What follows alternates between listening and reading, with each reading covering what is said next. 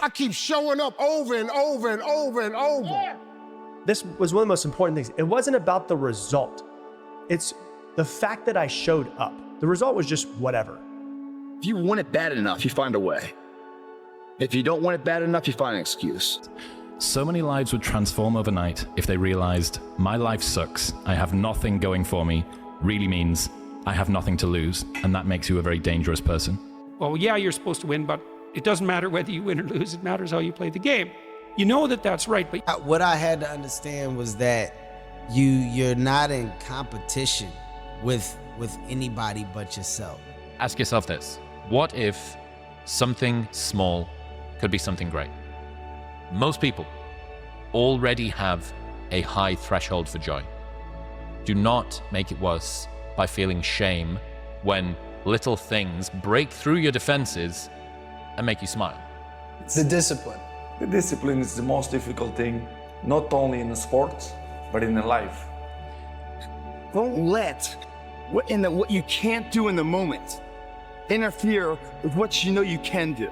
That you decide, hey, look here, I'm going to move in this direction. I'm not going to allow anything to stop me from doing what I want to do. Right? Like the better you get at something, the more you fall in love with it.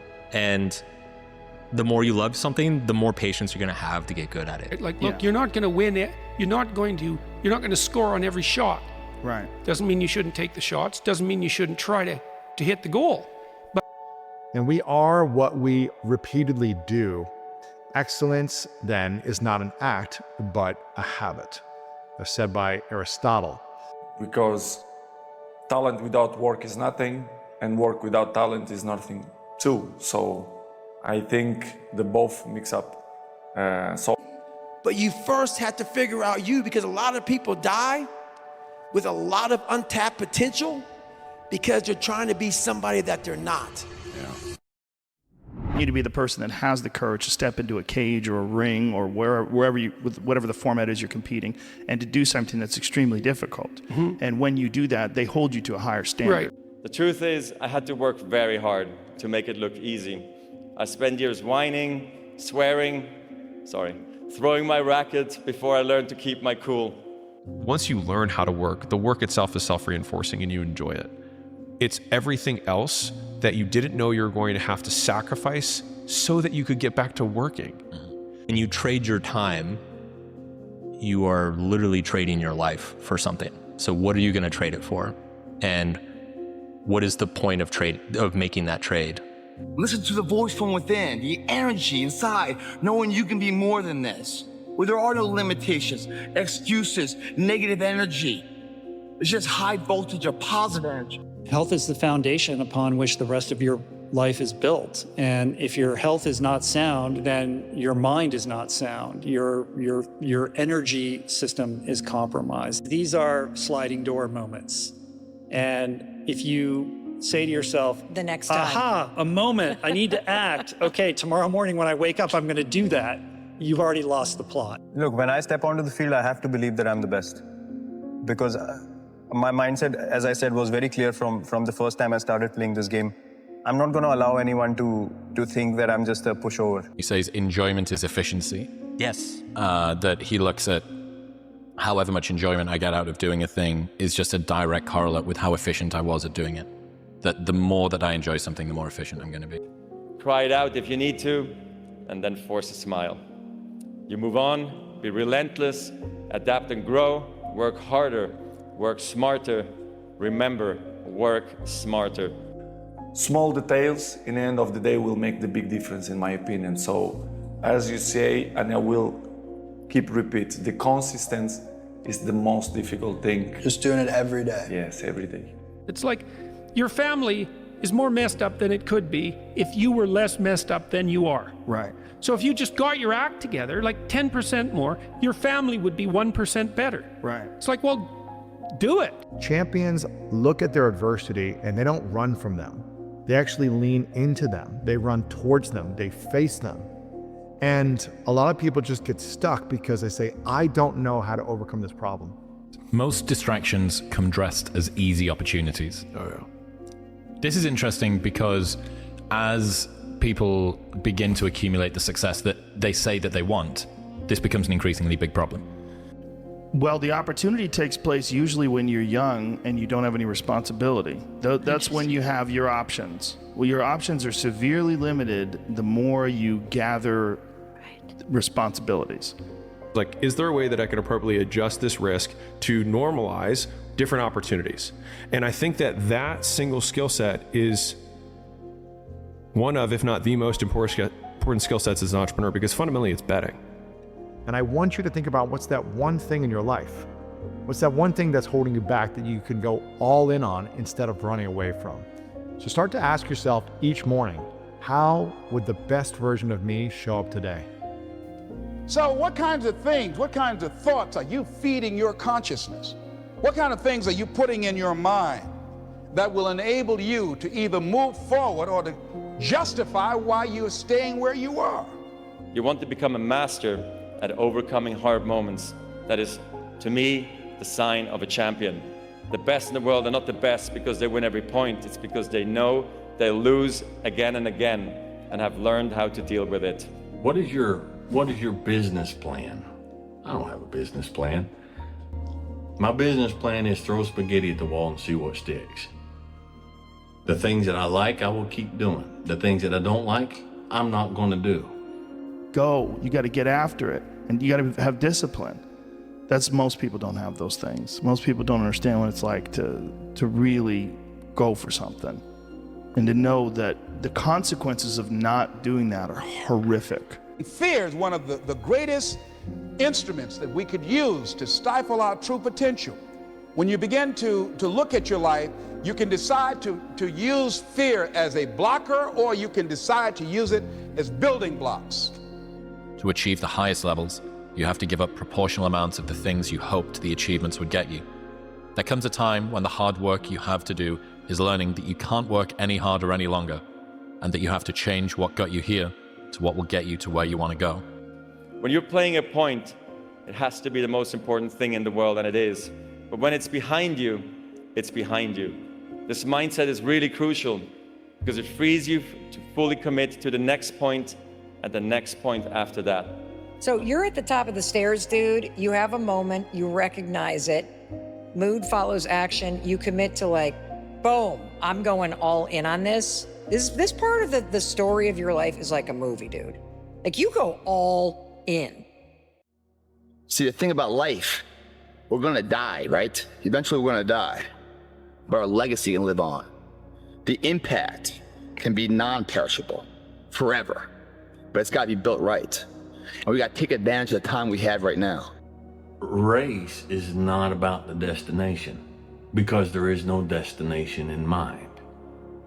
The race is about the running and what we see while we are running. And there's nothing wrong with that. Do you ever wake up and you say, I don't want to do it today? I fight against my mind. Yes, sometimes it's happened. We are all human beings. We are not happy every day. We are, not in a good mood every day. It's normal. It's part of us. How did he do it? That's the biggest question. How'd you do it? How'd you get there? And I just want people to understand that road to get in here is not the easiest road. Man. And that amount of no's that you hear on that road prepare you for the one yes that you will eventually see. How can I get stronger right now on the thing that's holding me back? And this is what makes champions great. They lean in. They say, I don't understand this. I don't know how to deal with this, and it is hard. And that's what they put their time and their attention to mastering. The way we think, the way we act, the way we communicate is from the outside in. It's obvious. We go from the clearest thing to the fuzziest thing. But the inspired leaders and the inspired organizations, regardless of their size, regardless of their industry, all think, act, and communicate from the inside out. And the more you can lean into, I'm willing to do what it takes. I'm going to step up and I'm going to do the little things. I'm going to do the extra things. I'm going to go a little extra harder from time to time. Those things really matter, and opportunities start to open up for you. Because motivation is a feeling, but discipline is a choice. That type of competition, that type of competitiveness is what I live for, and I miss it. I miss that aspect of playing the game of basketball. Being able to challenge myself against what people see as great basketball. But there are few people who have decided within themselves, I'm going to make it. Some people aren't waiting to be cut. Some people are moving on their own because they feel within themselves, I've got what it takes to make it. You know, it's the big challenge. It's when you're not willing to do something, but you have to do it. This is the main point. This is why I say our mind, it's a box of surprises, and you have to challenge yourself to be consistent. And then you have to have a plan, and you have to spend all your waking hours outside of whatever job you do planning your escape. And you have to come to the realization very clearly that you f***ed up and you got yourself stuck. So whatever you're doing, you have to do it like your life depends on it. Society said, this is what a successful man looks like. Society said, this is what a responsible man looks like. But there were men who said, I don't fit into that. I'm gonna go try something new. I'm gonna go see things that I haven't seen. I'll go to the gym when I'm motivated, when I feel better, when I feel energetic. But when you go to the gym and you realize you feel energetic afterwards. So instead of waiting for the feeling to inspire the action, take the action and enjoy the feeling as a consequence of having undertaken it. And I would spend like all night laying out everything I'm doing that's wrong. And then I would spend the last 2 hours figuring out how I can change it. And as opposed to just doing it and then going to get some sleep and then you forget about it and fall back into your, your routine, I decided to change my life. If you treat good your body, you can maintain so many years, and this is the big challenge for me. And it's great. I feel proud for that. To have this age and still compete in a highest level, for me, it's great and give me motivation to carry on. Roger will be the favorite for the first 2 hours, then I'll be the favorite after that. I was puzzled at first, but eventually I realized what he was trying to say. Everybody can play well the first 2 hours. You're fit, you're fast, you're clear, and after 2 hours, your legs get wobbly, your mind starts wandering, and your discipline starts to fade. But very, very few people or organizations know why they do what they do. And by why, I don't mean to make a profit. That's a result. It's always a result. By why, I mean what's your purpose? What's your cause? What's your belief? Why does your organization exist? Why do you get out of bed in the morning? And why should anyone care?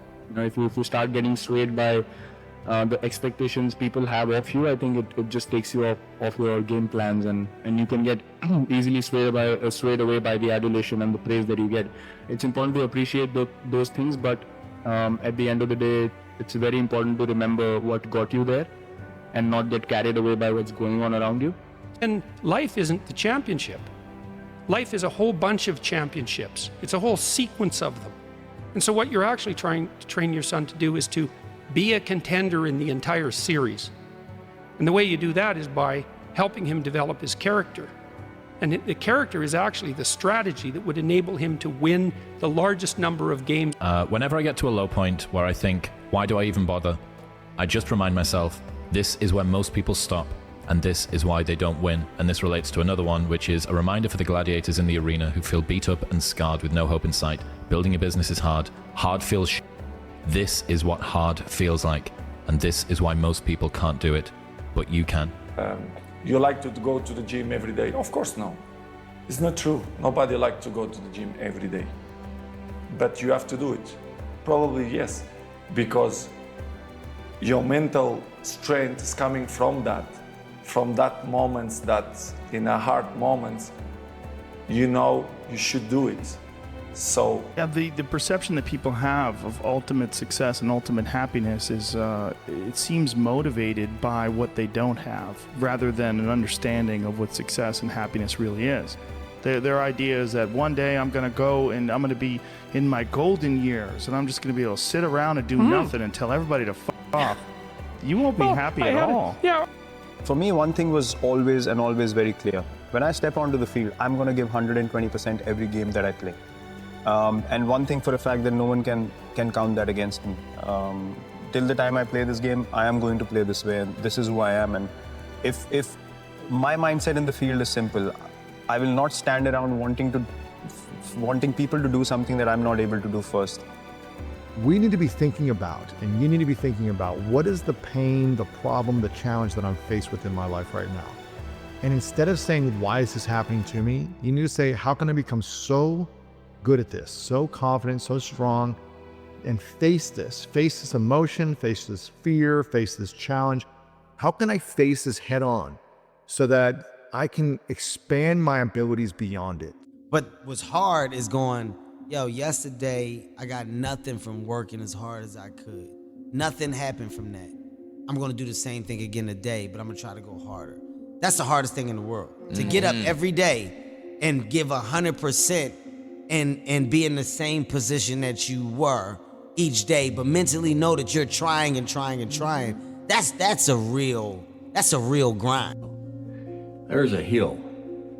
Let's go see what's on the other side of that hill. Here's a river.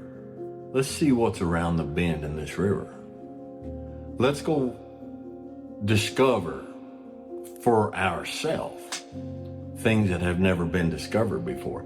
Not to own it, not to conquer it, but just to experience it. Passion is practical. Like, when you deeply care about something you're doing, you're going to work on it longer. You're going to think harder about the problems. You're going to take feedback better. You're going to be more resilient. You're going to be willing to stay up at night, get up early on a Saturday, or whatever. Like, emotion is actually the highest leverage system within yourself towards whatever your productivity goals are. Everything we do, we believe in challenging the status quo. We believe in thinking differently. The way we challenge the status quo is by making our products beautifully designed, simple to use, and user-friendly. We just happen to make great computers. Want to buy one? Totally different, right? You're ready to buy a computer from me. All I did was reverse the order of the information. What it proves to us is that people don't buy what you do, people buy why you do it. It says, find what you love and let it kill you. And there's like so much beauty in that, because when you find a craft or a trade or a skill that like you deeply, deeply care about, or a mission that you deeply, deeply care about, you become willing to trade yourself for that mission. And you are like, when you trade your time, you are literally trading your life for something. So 51-year-old father of 3, married man, pays taxes, has a house and a mortgage and a business and all that jazz. If I had to quit everything now and struggle the way I struggled as a stand-up comedian, it would never work. But the only way I could be this person now is if I took that chance when I was 21, when I was dead broke and had my cars repossessed and all that stuff. That's the only way you ever get where you want to go. You have to take a path that's dangerous, and most people want to take the safe path. When you're headstrong and you believe in yourself, that blossoms desire into action. But part of being able to continue to take shots is to have the strength of character to tolerate the fact that in that instance you weren't on top. I was constantly hiding from these groups of people because I wanted to be accepted. And the more I hid, the more David Goggins became nothing. Maybe in the beginning you feel hard to start, but after, when you finish the gym or cold plunge or even the training, you will feel better. You go after things, you try them. Even if you fail, you get back up and you continue to try and fail, continue to try and fail, and ensuring you never fail to try, because nothing's impossible. Just a spelling of impossible is spelled possible. The truth is, whatever game you play in life, sometimes you're going to lose. A point, a match, a season, a job. It's a roller coaster with many ups and downs. And it's natural when you're down to doubt yourself and to feel sorry for yourself. Between a champion and a loser is that they both fail. It's that the loser allows the failure to stand for life.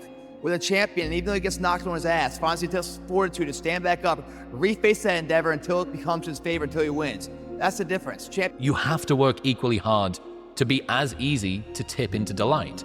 So Joe Hudson says enjoyment is efficiency. The less grandiosity that you need to feel good, the more happiness coins that you get to pick up across your day. So a good challenge is how little of a thing could happen to make your day. I mean, like, there is no success without failure. They go hand in hand. And with the failure comes amazing lessons, adjustments. And you get sharper because of the shit that you've done wrong or that you didn't know to approach a certain way that you now know how to approach. So I embrace the concept of failure just as much as I embrace the win of success. You can't deal with it one more day and you get off your ass and you create something that's always been there. It's always been inside of you trying to come out, but you've never wanted to unwrap it because it's too much pain and commitment. You were scared you were gonna fail. You were scared if you started, you never finish it. You didn't want to tell anyone about it. You knew it was there, but you never wanted to embark on it until something hits.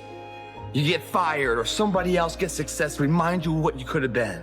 And then the spark is born. And no matter what happens, I'm never gonna be in this boat again. Now ask yourself, would I be happy living their exact daily routine? Not just their wins, but their work, their habits, and their sacrifices? If the answer is no, stop idolizing their life. Fall in love with your own path instead. We live in a world right now where we see 1% of someone's life and we want that. I also call it the work ethic. If you want to be in the 1% of people, you have to have a 1% work ethic. You can't want to be in the 1% and have a 50% work ethic. It just won't add up. To take that first step towards greatness is very hard. That's the hardest step of everything, is that first step, right? Yeah. That first step towards greatness is hard. Yeah. But what's a lot harder is when time expires in life and you look back on your life knowing you could have been great. That's something you can't control anymore because time's run out. I was believing in the idea that I finally found the thing that I want to do. So it was passion that was really you were anchored to. I found the thing that I want to do. And I'm not going to quit it because I love it this much. And I strongly believe that the sun is at the end of this dark tunnel, but I got to be willing to get there. And I just don't know how to get there yet, but I'm going to figure it out. You might fail doing something you don't love. So you might as well fail doing something you actually love. It's better to fail doing what you care about than to fail trying to live up to someone else's expectations. Here's what I want you to do. Write down the 3 loudest voices in your head: parents, bosses, friends, whomever. Then ask, if these opinions didn't exist, what would I actually want? What would I actually do? That's where your real voice lives. The idea of not starting things that I'm not going to finish, that's what really resonated with me the most. So like, I started a lot of stuff that I didn't complete in the younger years. That was me and my mom's battle. No, you're gonna finish it, and she would make me finish it. Now I wanna quit. No, you're gonna finish it. So I ended up doing a lot of things with an attitude, which is why I half-assed it. Then as I got older, you realize, well, why are you putting time into something in the beginning that you don't wanna see through? Why? Or just because you have like a rough moment or a rough patch, why is it so easy for you to quit? Why is the idea of quit so quick to you to come up with, and why are you so comfortable with the results of that? When you taste these finer things of life, all the pain, all the work, all the sacrifice to get them is well worth it. If anything, it's a small down payment for the price and the reward you got. And that feeling, and once felt, how do you ever turn your back on it? Stop running from the potential of what you can be, guys. It's inside of you. It's always been there. Grab a buddy of yours. Say, man, me and you are gonna do this together. And you're gonna be on my ass if I start slacking. I'm gonna be on your ass if I start slacking. And I'll never accept mediocre again. I'm always gonna give it my 110%. That's the only thing I can ever say a solid day's work. That's all that will ever find peace in. If you guys do not do that, I promise you, your life will haunt you for the rest of your days. All good things that happen when they're supposed to, but now I'm poised and polished enough with a mindset that understands, well, I don't want to start something that I'm not going to finish. So if I'm going to put myself in position to do these things, how do I make sure that my partners know I'm willing to give my all? How do I show that I'm not going to quit? Which back here, my mom's biggest lesson was you're not quitting. If you start it, you're going to finish it. When that opportunity knocks and you can become something successful in life, you got to push forward. Like even with myself, I had to make a decision when I was a drug dealing gangbanger. Am I gonna become a rapper and leave this behind when I'm getting this money and, you know, this ghetto superstardom? Or do I really want to become a real star and let that go and push it to the limit and say, I'm not finna eat, I'm not finna get no money, I'm not finna do nothing but put my faith in this? And I did, and 20-some years later, I can say, all right, this was a great decision. I'm arrogant in the way that people think. I'm confident. I have a big confidence. I believe in myself. That's not being arrogant. That's something that's, I believe it's an individual strength in the human being. I have confidence. I believe in myself, and I have a vision, and I do everything, and I work hard for it. And I don't believe that's arrogant. I think of myself as the greatest person that I can be. That's it. I'm not going to go out of my, out on a limb and say I'm the greatest this or that. I was a kid with a dream. That's it. And the people before me set the bar so high, and I was a little kid that wasn't afraid to dream as big as I could. And that's really it. Like you said, like we were talking before, I was dedicated, I was hardworking, and that put me in the shoes where I am now. As you grow, you don't fit in with your friends, but this means that they don't fit in with you either. This causes a reaction from their side too. The hardest part of changing yourself isn't just improving your own habits, it's escaping the people who keep handing you your old costume. Others don't just remember who you were, they enforce it, which is why reinvention so often feels like trying to break out of a prison that you can't see. The best advice I can give you is go make some noise, These MCs right here was doing their thing before I got with them. That's what made it easy for me to get down with them. I didn't have to teach them how to be who they are. You got to find out who you are and be the best at that. And once you master at who you are, being great at that, eventually somebody like myself will come across you and be able to give you that opportunity. Or you just may make it on your own.